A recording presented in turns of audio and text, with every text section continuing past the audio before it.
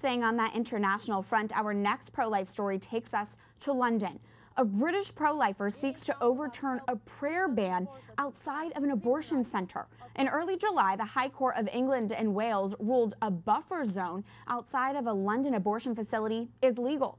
The buffer zone, or public space protection order, effectively bans public prayer and counselors assisting women within 330 feet of the Marie Stopes Clinic, a leading abortion provider in the British city. Alina Dolguru filed a case against the Ealing Council at Court of Appeal, and she's the spokesperson for Be Here For Me, a group of women helped by pro-life vigils. And Claire McCullough is director of the Good Counsel Network, the group behind pro-life vigils outside of abortion centers. They join us now from London, England. Thank you both for your time. Thank you. Thank you.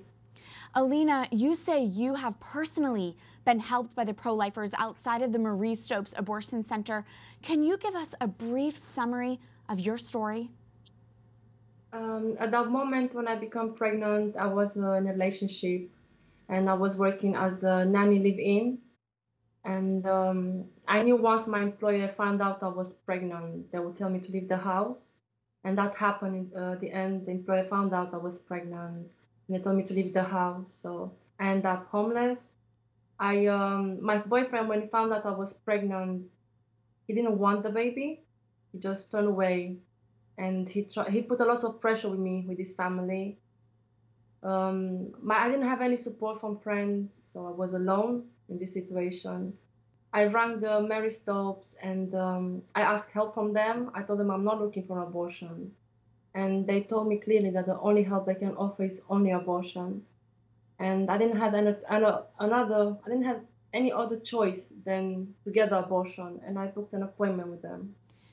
And it was there at Marie Stopes that you then encountered pro-lifers outside, is that right? Yes. I remember that day was a gentleman kneeling, praying, was everything very quiet. And once I went to the door of Mary Stopes, a lady just offered me a leaflet, and I just looked at the leaflet and then I asked her if the help is real, and she said yes, and I accept the help. Beautiful. Claire, what exactly do pro-life vigils look like outside of the Marie Stopes?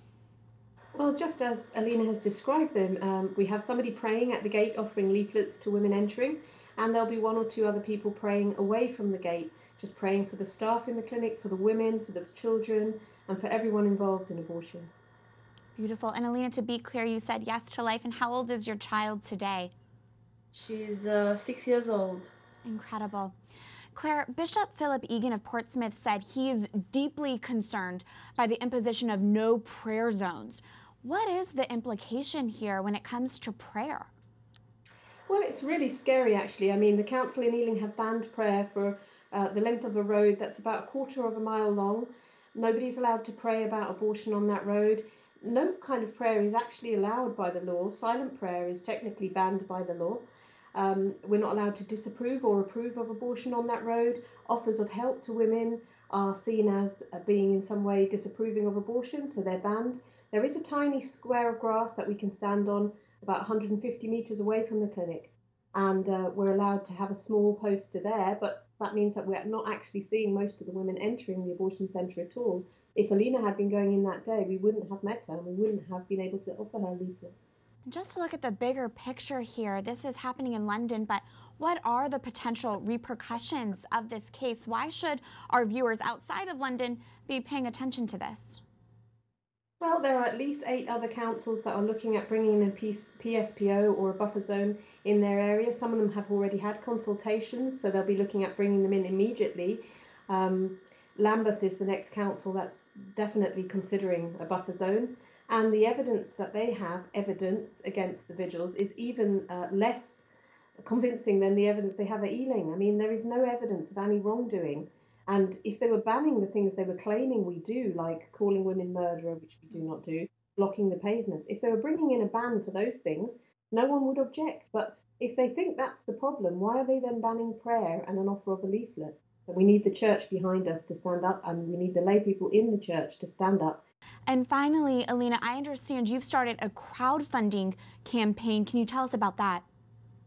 Well, surprisingly, it's going very, very well, and I'm quite happy that we have all the support, and it shows that a lot of people are against what is happening, and they're with us. They want the voice of this woman to be heard, and we make it as loud as possible. You can find her appeal at gofundme.com. It's Alina Legal Fund is the name of her appeal. That's incredible. Alina and Claire, thank you for being a pro-life leader, and thank you for spending time with us today. Thank you. Thank you.